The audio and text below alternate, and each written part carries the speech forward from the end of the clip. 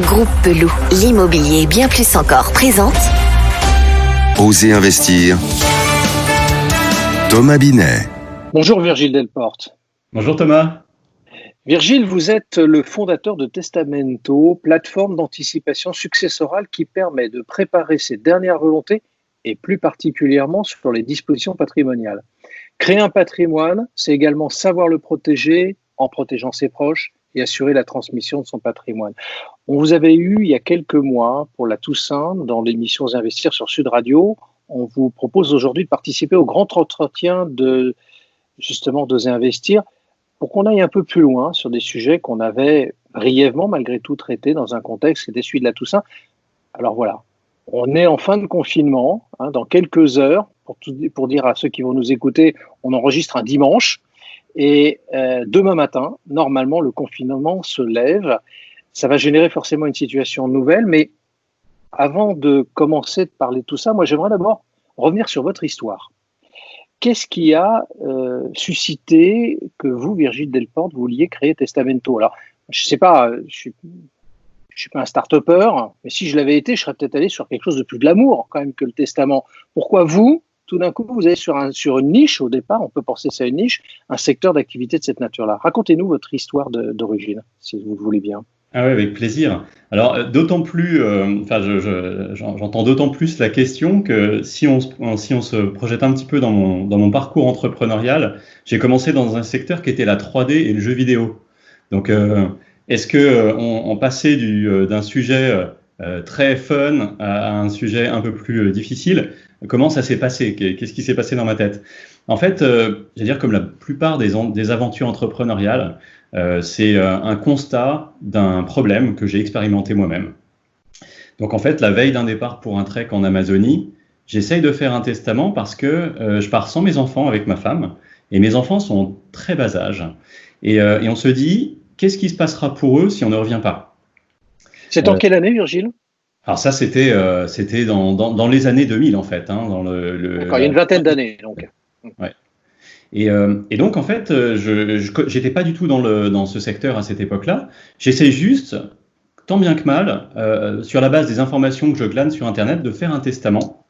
Et en fait, j'ai plusieurs objectifs dans ce testament. Un, je veux absolument déterminer qui garderait les enfants si on était tous les deux plus là. Et deux, j'ai vécu dans quelques endroits du monde et j'ai pas forcément inventorié mes biens. Et donc je me dis, si quelqu'un doit retrouver tout ça, ça va pas forcément être très simple. Donc en fait, on fait un testament, on le laisse sur le bureau et on part en Amazonie. Et quelques semaines plus tard, je retrouve ce testament sur mon bureau. Je me dis, bon, il faudrait que je le fasse enregistrer par un notaire. Parce que je crois que ça a beaucoup plus de force et puis ce sera plus facile de le retrouver également. Et donc, je le présente à un notaire qui me dit, en le lisant, vraiment très bonne intention, malheureusement, le testament que vous aviez fait n'avait aucune valeur juridique parce que vous étiez à la fois pas clair sur le fond ni sur la forme. Donc, on avait par exemple écrit le même document avec mon épouse, on avait un document dactylographié. Dans les années 2000, comment on va penser autre chose que faire un testament digital, au moins qu'on signe? Eh ben non, ça n'a pas de valeur juridique. Donc on tombe là-dedans et ça a été un peu le déclencheur il y a peut-être un problème à résoudre ici. Alors, heureusement que vous n'avez pas fait ce trekking pendant la période de confinement parce que vous n'auriez pas eu de notaire non plus, chaque période étant un petit peu différente. Vous êtes dans un modèle totalement digitalisé, il faut quand même le préciser pour ceux qui nous écoutent. Les notaires donc étant fermés, avez-vous eu beaucoup, vous, de connexions sur Testamento dans cette période des 2 mois qui viennent de s'écouler? Est-ce que vous avez vu une différence entre l'avant Covid-19 et cette période de confinement? Oui, il y aura clairement eu un avant et un après. Si vous voulez, on regarde assez régulièrement les statistiques de fréquence sur les sites de parcours des utilisateurs. Et en fait, globalement, on constate depuis des années que notre courbe est très ascendante. C'est-à-dire qu'on a régulièrement plus 10, plus 20% de trafic sur le site. Là où on a eu un véritable déclencheur, c'est au moment du début du confinement. Donc, vers la mi-mars, fin mars, là, on a une explosion du trafic qui double sur notre site. Donc, avec de la même façon, les gens qui viennent consommer nos services sur la plateforme grand public, testamento.fr, ils viennent faire des testaments. On constate beaucoup d'appels aussi sur notre service client de personnel médical qui sont réellement inquiètes. On les a au téléphone, on ressent leur inquiétude et en fait, ils veulent avoir des choses clairement exprimées, à la fois sur la partie patrimoniale, la partie testamentaire, mais aussi la partie volonté, puisqu'on a un service qui s'appelle Mes Volontés sur Testamento, qui permet d'indiquer ses volontés en matière d'acharnement thérapeutique, de dons d'organes et d'obsèques. Ce qui signifie, Virgile, que durant cette période, les dispositions testamentaires ont évolué? Je ne sais pas si ça a véritablement fait évoluer, on va dire, le contenu des documents. Nous, on peut regarder ça de façon très anonyme, mais on n'identifie pas forcément un changement de comportement. Par contre, j'allais dire, si on devait faire un parallèle, c'est comme si on avait sur un plan de digitalisation gagné 5 ans en 2 mois. C'est-à-dire que les réflexes de l'appétence au numérique, qui était pour certains un effort, devient un must. On n'a pas la possibilité de faire autrement, et donc on se fait un petit peu violence, on va un peu plus sur Internet pour ceux qui étaient un petit peu moins à l'aise, et puis pour ceux qui l'étaient déjà, s'ils sont confrontés de près ou de loin à un décès, à des maladies et des choses, là on est plus mentalement dans un état d'esprit de vouloir faire quelque chose. Et vous avez le sentiment que justement ce changement d'approche avec le digital va perdurer, ou c'est simplement conjoncturel? Je suis sûr qu'il c'est probablement un mix des deux. C'est-à-dire que ne pas avoir d'interaction sociale, c'est pas quelque chose qu'on souhaite. Donc on le subit. Par contre, le digital, une fois qu'on y a touché, c'est un petit peu comme la première commande en ligne il y a 10 ou 15 ans pour ceux qui ont fait leur première commande en ligne. C'est génial, c'est génial. Je me suis pas déplacé, j'ai trouvé des informations, j'ai trouvé un bon prix. J'ai acheté et j'ai eu accès au service sans faire un effort colossal. Donc, je pense qu'il y a cette évolution des pratiques qui vient aussi avec. C'est-à-dire que quand on y a goûté, forcément, on va y revenir plus facilement. Alors, on va s'intéresser un petit peu au cœur de votre activité. Il y a 2 formes de testament. Il y a le testament authentique et le testament holographe. Pouvez-vous nous éclairer un petit peu sur cette distinction? Parce que je ne suis pas sûr que tout le monde, et vous le disiez peut-être il y a un instant en disant il y a eu des demandes d'informations, les gens se sont connectés plus. Je ne suis pas sûr que tout le monde fasse bien la différence. Quelles sont ces vraies différences de forme que vous pouvez établir pour ceux qui nous écoutent? Alors, à vrai dire, Thomas, il y a même plus de formes de testament que 2, mais on va dire que l'essentiel, c'est 2 principales.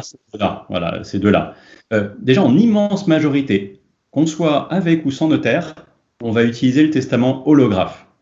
Donc, qu'est-ce que ça veut dire, un testament holographe? C'est un testament qu'on recopie à la main, qu'on date et qu'on signe. Et en fait, la différence avec un testament authentique, c'est que le testament authentique, il se fait automatiquement chez un notaire ou avec un notaire et un témoin ou 2 notaires de 2 études notariales différentes. Donc, pourquoi on devrait faire un testament authentique et pourquoi il n'est pas forcément très pratiqué? C'est parce qu'il est utile uniquement, en tout cas principalement, lorsqu'il y a des risques forts que ce testament soit attaqué. Donc, une personne fragile, une personne âgée, une personne qui est malade, de laquelle on pourrait dire qu'elle n'était pas dans un état d'esprit qui permettait de déposer des dernières volontés. Donc, un testament authentique, il est fait chez le notaire, il est estampillé, il est signé. Le testament holographe, il a une forme plus simple. Vous pouvez le recopier, vous-même, vous pouvez rédiger un testament holographe sur un papier, de quelle que soit sa forme, tant qu'on l'écrit avec un support, on l'écrit sur un support pérenne en fait. Donc il faut souvent utiliser un stylo-bille, etc. Mais globalement, dans l'immense majorité, on utilise le testament holographe et dans des cas particuliers, on va utiliser le testament authentique. Alors avec Testamento, on se passe d'un notaire ou on en a quand même besoin? Alors avec Testamento, en fait, on bénéficie d'un outil qui a été conçu avec des notaires, mais aussi des avocats experts en droit de la famille, donc qui interviennent sur la partie contentieux. On a déterminé avec des experts ce qu'était l'idéal du testament, qui soit à la fois facile à comprendre, mais aussi qui évite les conflits derrière. Donc, est-ce qu'on se passe d'un notaire ? Non. Mais en revanche, on bénéficie de son expertise au travers d'un parcours digital.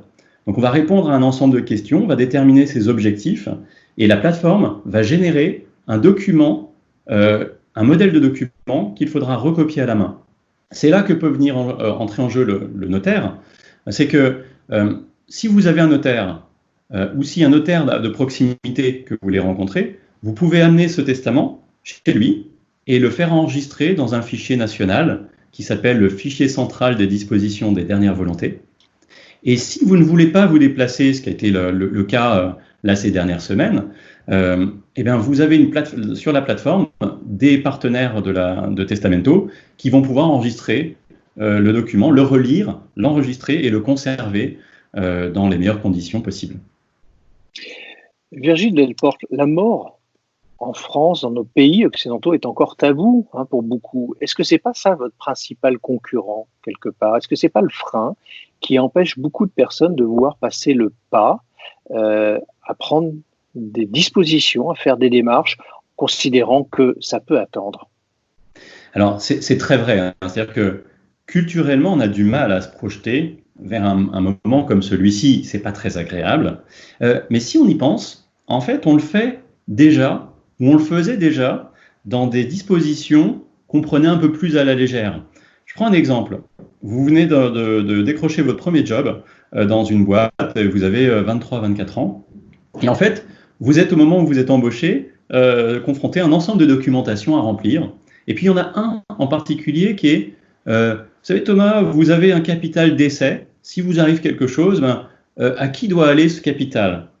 Et déjà, en fait, dès le plus jeune âge, finalement, on doit renseigner à qui devront aller les capitaux si on décède. Donc, j'allais dire que, oui, évidemment, ce n'est pas des projections agréables, mais on les fait de toute façon, toute notre vie.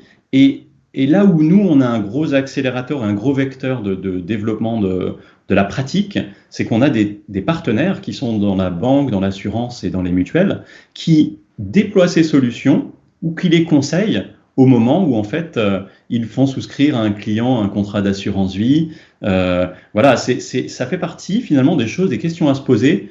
Et nous seuls, on peut démocratiser, on peut en parler. On a eu beaucoup de présence radio, télé, médias en général. Mais c'est vrai que quand vous êtes avec un conseiller, soit un conseiller en gestion de patrimoine, soit un conseiller financier d'une banque ou d'une mutuelle, d'une assurance, finalement, vous êtes réceptif, vous avez quelqu'un qui est là pour vous aider, et c'est souvent ce qu'on appelle en marketing le nudge, là, le petit coup de coude, qui dit « Ok, oui, il faut que je m'y intéresse, c'est vrai ». En fin 2019, vous avez fait réaliser une étude auprès de 1173 personnes afin de savoir comment les Français préparaient leur succession. On y découvre que 78% des Français n'ont pas réalisé de testament. Cela paraît beaucoup, mais dans le même temps, est-ce indispensable d'en avoir un ? Puisque si 78% des Français considèrent qu'ils peuvent s'en passer, c'est quelque part, ils ont peut-être raison. Vous en pensez quoi ? Alors, c'est intéressant, effectivement, ce chiffre qu'on a sorti de cette étude. Donc, en fait, à la base, on a voulu faire cette étude. Déjà, en termes de méthodologie, je vais donner quelques mots là-dessus, parce que au lieu de faire comme peut-être il y a eu parfois des études dans ce sens, sur les 50 ans et plus, sur les 60 ans et plus, en fait, nous, on a décidé d'interroger les 18 ans et plus. Personnes majeures, toute région, tous âges, tous sexes, évidemment. Mais donc, en termes de méthodologie, on est allé chercher dans des populations beaucoup plus jeunes. Et on s'est aperçu que, alors, pour répondre à la question, est-ce qu'il faut un testament tout le temps ? Pas forcément, évidemment, pas forcément. Parce que, pardon Virgile, je vous interromps une seconde, mais on tombe sous le droit commun en définitive si on n'a pas de testament. Alors, la France a un cadre juridique. Exactement. Le droit commun en France, c'est comme dans la plupart des pays napoléoniens. Dans le droit commun, si on décède, les parts, notre patrimoine est réparti entre nos enfants en premier, qui sont ce qu'on appelle des héritiers réservataires, donc ils ont une part de notre patrimoine automatiquement, et si on est marié, notre conjointe. Oui, parce que là, pardon, si on se rappelle l'histoire, entre autres Johnny Hallyday, on a bien vu que le droit américain, le droit français, c'est pas le même. On a évoqué à ce moment-là le fait de déshériter, hein, ça a été évoqué comme tel, ses propres enfants. Donc là, c'est peut-être ce qui justifie le fait de se passer de testament en France, parce que comme vous venez de l'expliquer à l'instant, il y a quand même des dispositions légales, naturelles et obligatoires. Oui. Alors là, c'est sans compter finalement les évolutions sociétales, parce que en fait, le modèle familial qu'on a aujourd'hui, si on le compare avec celui d'il y a une cinquantaine d'années, on est dans des très très gros changements.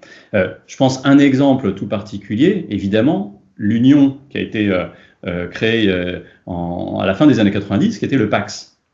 Le Pacs, c'était super, ça permettait à l'origine à des personnes du même sexe de pouvoir vivre ensemble avec un statut particulier. On s'est aperçu que le Pacs était utilisé à 96% par des couples hétérosexuels et finalement qui était une forme d'union nouvelle qui bénéficiait d'un truc incroyable au niveau fiscal, etc. Mais on permettait de supprimer les droits de succession. Donc pas de droit de succession entre partenaires de Pacs. Super. Mais s'il n'y a pas de testament, le partenaire de Pacs est un étranger dans le droit. C'est-à-dire que si un couple pacsé qui pense avoir fait les choses comme il fallait décède, la part du partenaire ne va pas du tout à l'autre, elle va uniquement à ses enfants et potentiellement à ses parents, frères et sœurs s'il n'y a pas d'enfants.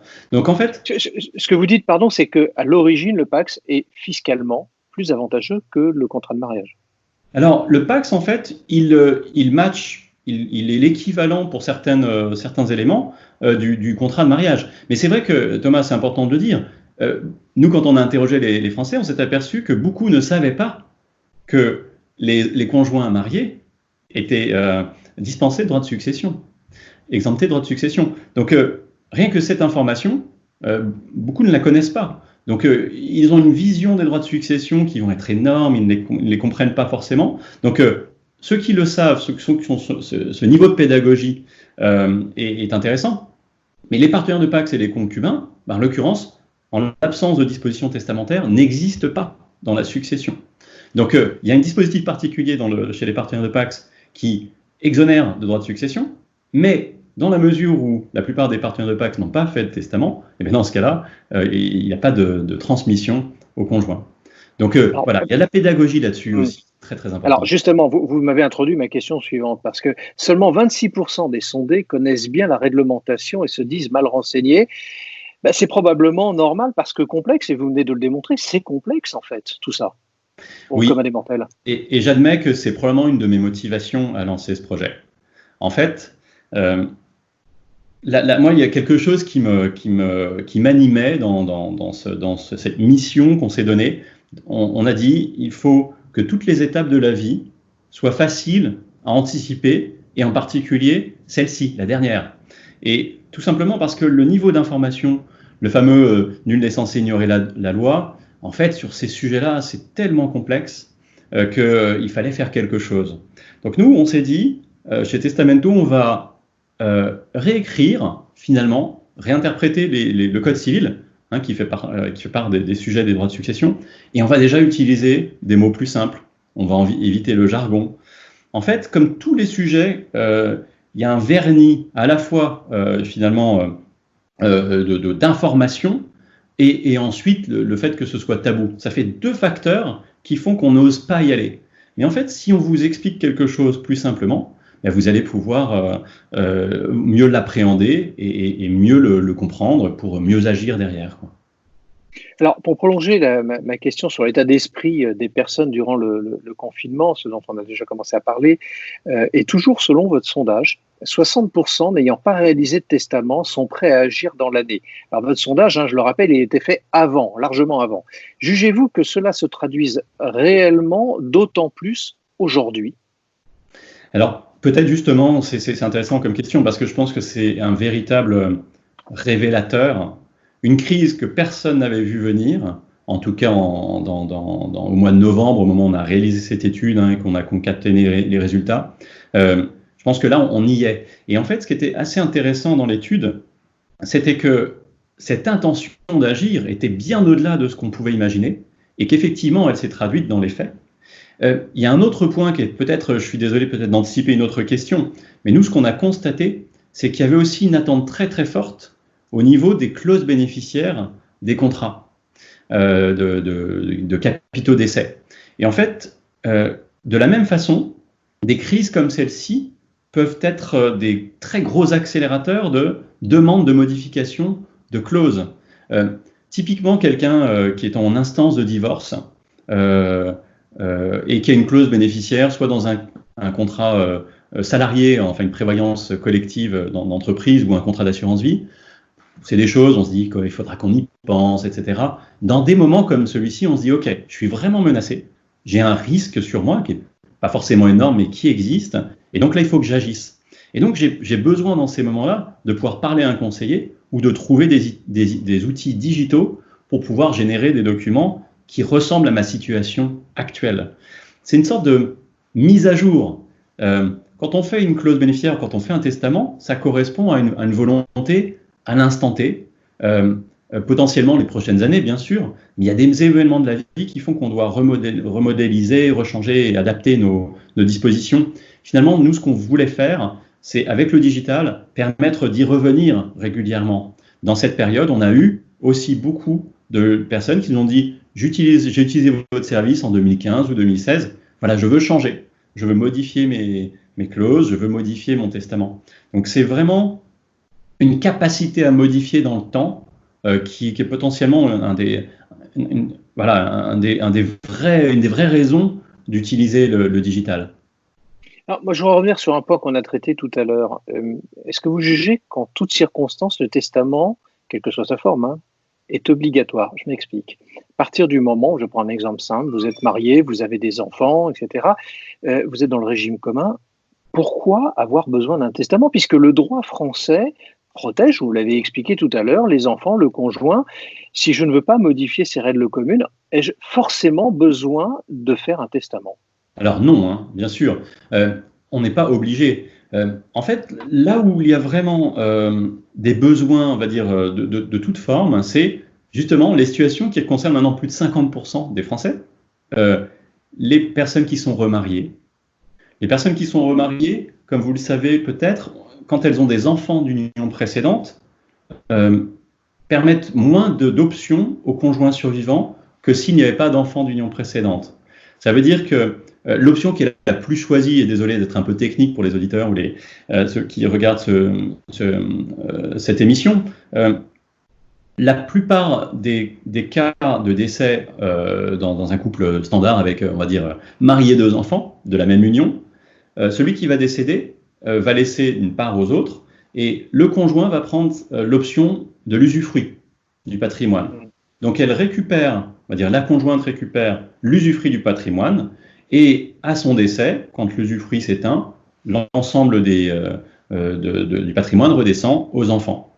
Donc ça, dans un cas d'un couple avec des enfants de la même union, ça veut dire c'est un schéma classique, le plus communément accepté. Si on a des enfants d'union précédente, l'usufruit, il n'est pas automatique. L'usufruit, ce n'est pas une option qui est disponible.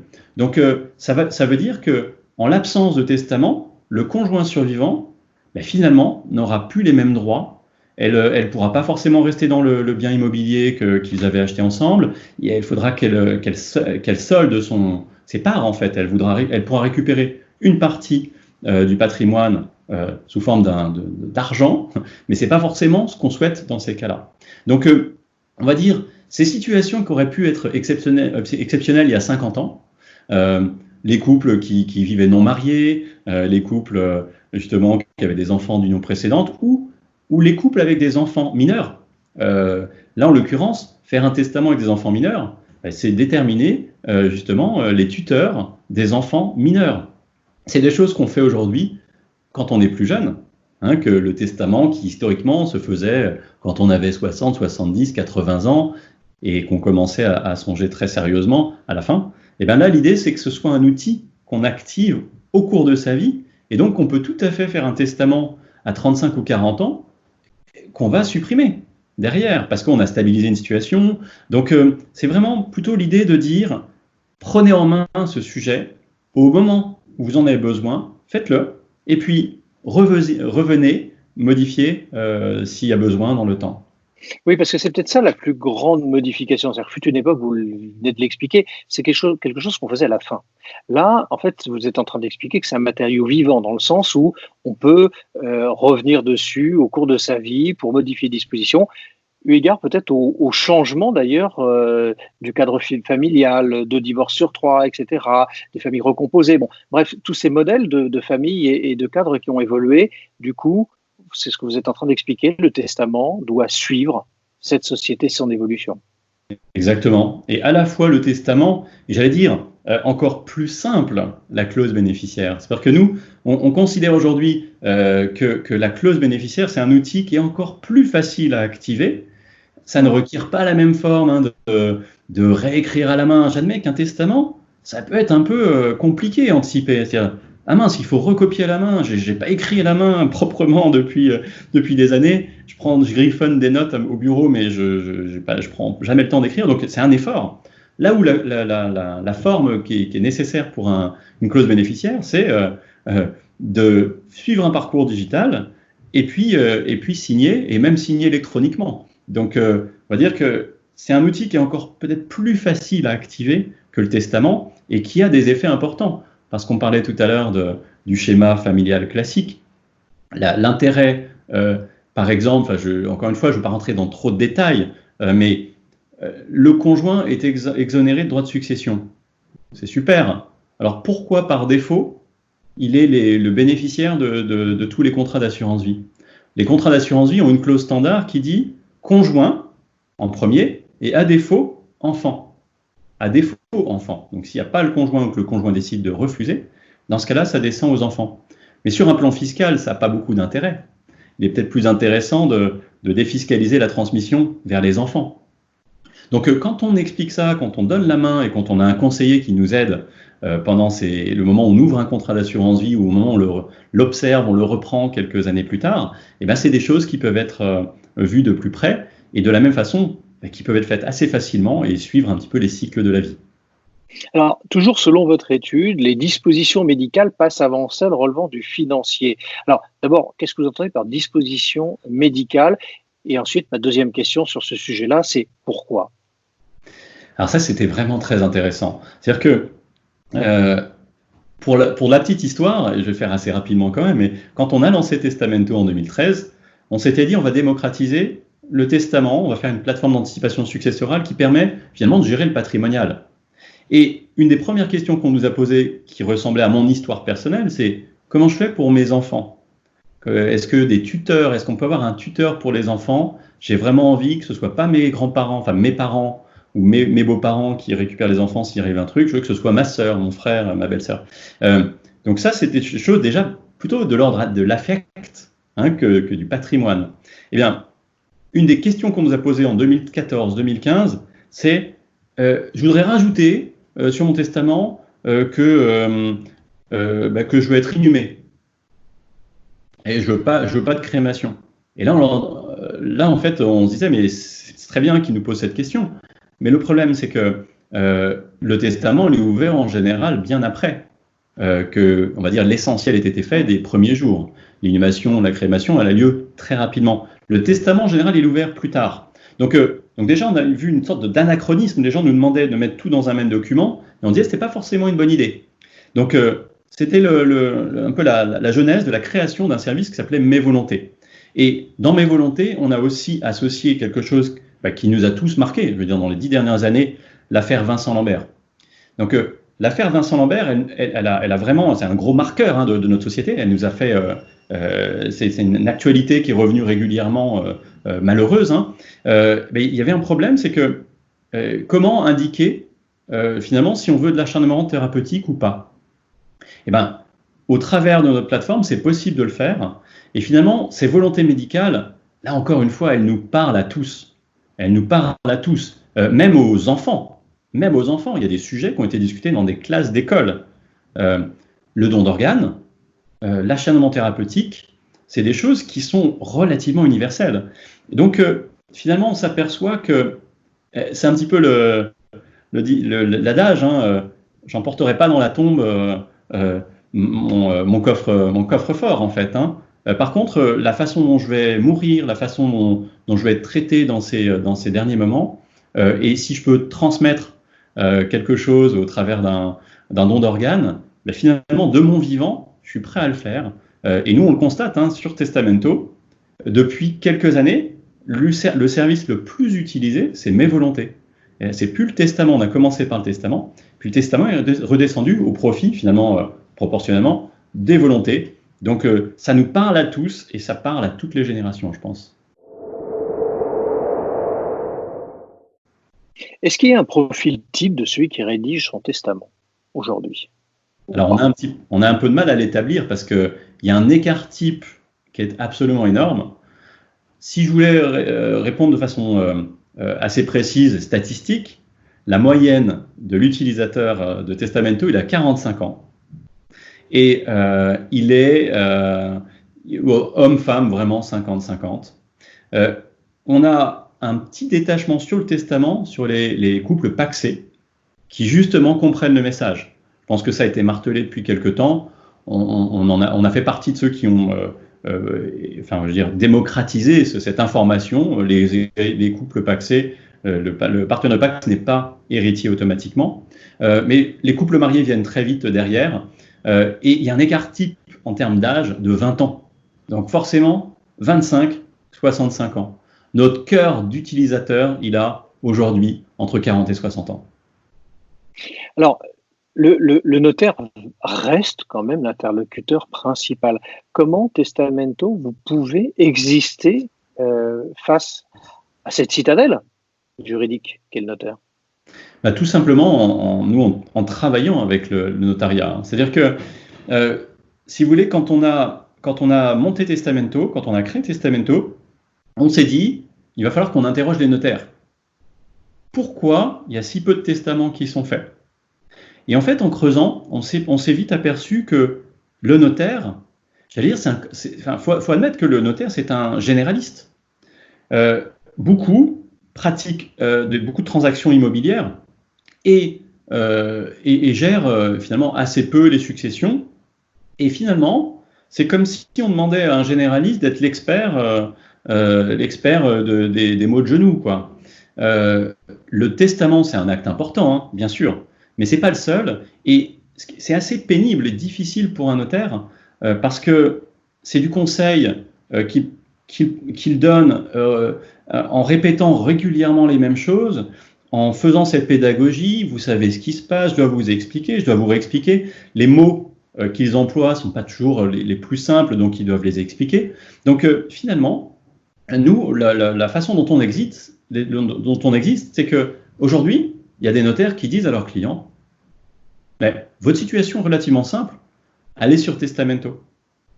Parce qu'en fait, moi, faire le testament avec vous, ça va me prendre du temps, ce ne sera pas forcément très rentable, ils ne le disent pas forcément de cette façon-là, mais en tout cas, c'est un acte qui est important, ils le savent, mais c'est coûteux, compliqué à faire pour eux.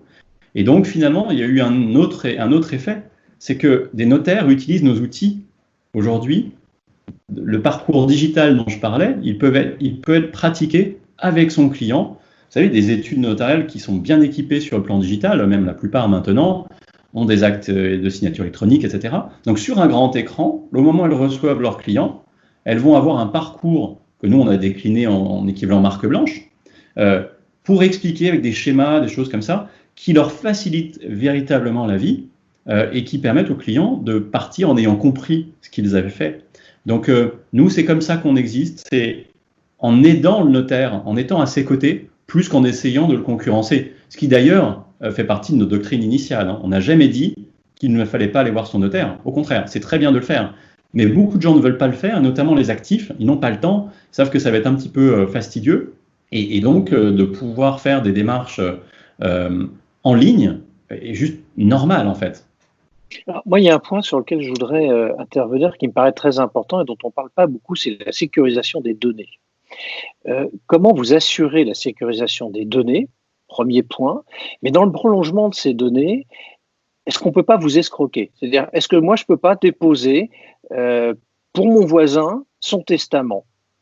Comment vous assurez la sécurisation de tout ça, dans tous les sens du terme? Alors ça, c'est aussi un point qui nous a beaucoup fait réfléchir avant de lancer Testamento. On s'est dit, comment on va s'assurer qu'on n'est pas une usine à fraude, en fait, hein. Absolument. Et ça a été un point qui a été très fort. On en a beaucoup parlé avec notre comité juridique et puis même notre comité stratégique à l'époque, hein. On est même dans un incubateur au tout début. Finalement, il y a quelque chose qui nous a déjà beaucoup décomplexé. C'est le fait que si aujourd'hui, Thomas, vous arrivez avec le testament de votre père ou de votre grand-père au moment d'une succession, le notaire n'a d'autre choix que de l'accepter comme pièce. Donc, il n'a jamais vu... Pardon, Virgile, comment il en assure l'exactitude, l'honnêteté, l'authenticité? Mais il n'a pas de moyen de le faire. Il n'a pas de moyen de le faire. Donc ça peut être un faux. Ça peut être un faux. Ça peut être un faux. Alors, je ne dis pas que c'est le cas, mais disons que ça peut arriver. Et si personne ne s'oppose au testament de papy qui est déposé au notaire parce qu'il arrange les uns et les autres, finalement, on ne saura pas si c'était vraiment ses volontés. Donc, nous, qu'est-ce qu'on fait par rapport à ça? On s'est dit que, la plateforme, il y a forcément des éléments de sécurité et on laisse des traces numériques de ce que l'on fait sur la plateforme. Donc, quand on crée un testament, quand on crée un compte sur Testamento, déjà, on valide son compte. On a donc une adresse IP, hein, donc un lieu duquel le document a été fait. Nous, on archive ces éléments-là. Et finalement, ce qu'on dit, c'est que le fraudeur aura vraiment intérêt à faire autre chose que de passer par notre plateforme, parce qu'évidemment, il peut exister, il existera toujours. Mais s'il passe sur notre plateforme, il va laisser des traces numériques qui pourraient le faire être démasqué. Et là, on rappelle que l'usurpation d'identité, etc., hein, c'est passible de peine de prison, de grosses amendes. Donc, c'est un risque véritable qui demeure, mais au même titre que, finalement, on s'interroge souvent sur la signature électronique. Vous savez, depuis qu'elle a la même valeur qu'une griffe sur un document. Je reçois un document à la maison, mon épouse ou quelqu'un le récupère, le signe ou le renvoie, etc. En fait, la signature manuelle n'a pas beaucoup de valeur, en vrai, historiquement. Et donc, la signature électronique remonte la valeur d'un document. Sauf que on a encore un petit peu de mal à l'intégrer. Donc, moi, je pense qu'il y a forcément des choses encore à faire, hein, pour sécuriser. Donc ça, c'est sécuriser la partie usurpation d'identité. Et puis après, pour répondre à la question sur la partie données, en fait, j'allais dire, comme toutes les startups ou les entreprises qui ont quelques années maintenant, ben finalement, nous, j'allais dire, les premières années, les gens qui venaient sur nos plateformes nous faisaient confiance, véritablement. Donc, ils savaient qu'on avait des expériences de sécurité, etc. Mais maintenant, nous, depuis quelques années, on travaille avec des partenaires de la banque, de l'assurance, des mutuelles, qui font des audits techniques de nos plateformes, qui vérifient qu'elles sont bien sécurisées. Et on utilise aussi quelque chose, un programme, donc depuis un peu plus d'un an, on utilise un programme qui s'appelle le Bug Bounty. Alors pour ceux à qui ça ne parle pas, je pense qu'ils peuvent être assez nombreux parce qu'il faut connaître un peu l'informatique. C'est finalement dire à des hackers, venez sur nos plateformes, venez, identifier les failles. Et en fait, la chose qu'on fait, c'est qu'un programme de Bug Bounty, c'est qu'on a une plateforme partenaire qui fait ça et qui recrute des hackers éthiques, évidemment. Donc ces hackers éthiques, ils s'identifient complètement. Donc on peut décider si on veut qu'ils soient français, européens, internationaux. Donc ils s'identifient et en fait, ils vont venir tenter de hacker la solution et ils vont gagner de l'argent quand ils auront trouvé un bug. Uniquement quand ils auront trouvé un bug. Et ils vont suivre que le bug est corrigé. Donc, toutes les plateformes sont sujettes à avoir des failles, hein, depuis les petites entreprises jusqu'aux plus grandes.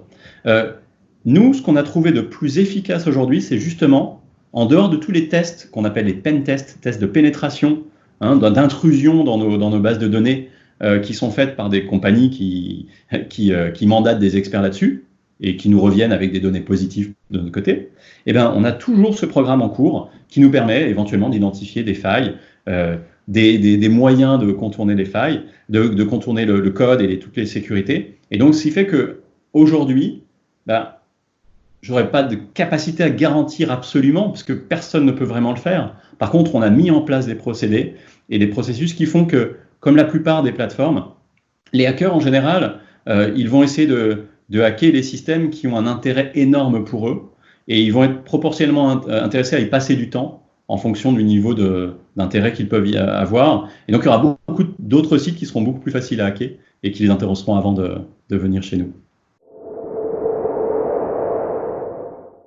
Alors Virgile Delporte, on arrive au terme de ce grand entretien et j'ai habituellement la démarche de le finir toujours avec la même question pour tous nos invités. Donc vous ne dérogerez pas non plus à ce principe. D'accord. Si vous aviez fait un rêve, Virgile Delporte, dans le contexte peut-être actuel et à votre activité, quel serait ce rêve ? Un rêve qui... Alors, moi, il y a plein de choses qui m'intéressent et qui bouillonnent dans ma tête en permanence, comme la plupart des entrepreneurs, on a plein d'idées. Mais il y a quelque chose qui c'est pas forcément un rêve, mais quelque chose qui m'anime, qui m'intéresse beaucoup, c'est l'entrepreneuriat. Donc, je peux répondre, ça répond peut-être pas à la question, mais je crois beaucoup aux valeurs de l'entrepreneuriat. Et donc, par exemple, j'ai publié il y a quelques semaines une tribune libre avec des collègues, amis entrepreneurs, qui disaient, dans cette période-là, justement, c'est lié à la période, faut pas se recroqueviller, faut pas avoir peur, et c'est justement, il faut y voir une opportunité. Parce que, mon rêve, c'est peut-être qu'on soit plus optimiste, finalement. Ce qu'on vit est très difficile, c'est sans précédent. Mais pour autant, il faut qu'on en sorte quelque chose de positif. Donc, qu'est-ce qu'on va en sortir de positif ? Bon, on parle beaucoup de réinventer le monde, de voir le monde meilleur. Moi, je dirais juste de façon très pragmatique sur le monde de l'entrepreneuriat. Les entrepreneurs sont là pour accélérer les effets d'innovation. Et donc, je pense qu'il faut leur donner plus de place. Ils sont soutenus, et d'ailleurs, j'ai rien à redire là-dessus, mais animons cela, faisons travailler les grandes entreprises qui ont parfois des cycles de décision très, très, très lents, qui sont parfois très prudentes. J'espère que cette période va les aider à peut-être justement accélérer, au même titre que sur un plan personnel, on a été capable d'accélérer dans notre rapport au digital. J'espère que cette période va permettre aux grandes entreprises de se dire, OK, maintenant on peut y aller, quoi. On peut vraiment y aller. Et nos plans de transformation à 5 ans, il faut peut-être qu'on les fasse à 2 ans, parce que sinon, on va encore rater des trains. Le télétravail, toutes ces choses-là, on les a vécues de plein fouet, donc il faut qu'on soit mieux organisé. Et prenons le digital, faisons-en un outil, et non pas uniquement une vision qui est donnée aux investisseurs pour dire qu'on va le faire. Faisons-le vraiment et faisons-le plus vite. Alors sur l'optimisme, il va y avoir un peu de travail parce que concordance du calendrier, un sondage vient de paraître ce matin dans lequel il est indiqué que déjà que la France n'est pas un pays optimiste, fait partie quand même des pays les plus pessimistes, elle a encore plongé encore plus fortement. Voilà.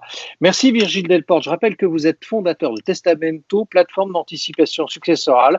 Et comme je termine aussi habituellement, revenez quand vous voulez. Merci à vous. Merci Thomas. Besoin d'un spécialiste en immobilier ? Depuis plus de 50 ans, le groupe Pelou est le partenaire de toutes vos opérations immobilières. Avec 3 structures complémentaires qui vous apportent des solutions immobilières sur mesure. Besoin d'informations ? Retrouvez-nous sur groupepelou.com. Groupe Pelou, l'immobilier et bien plus encore.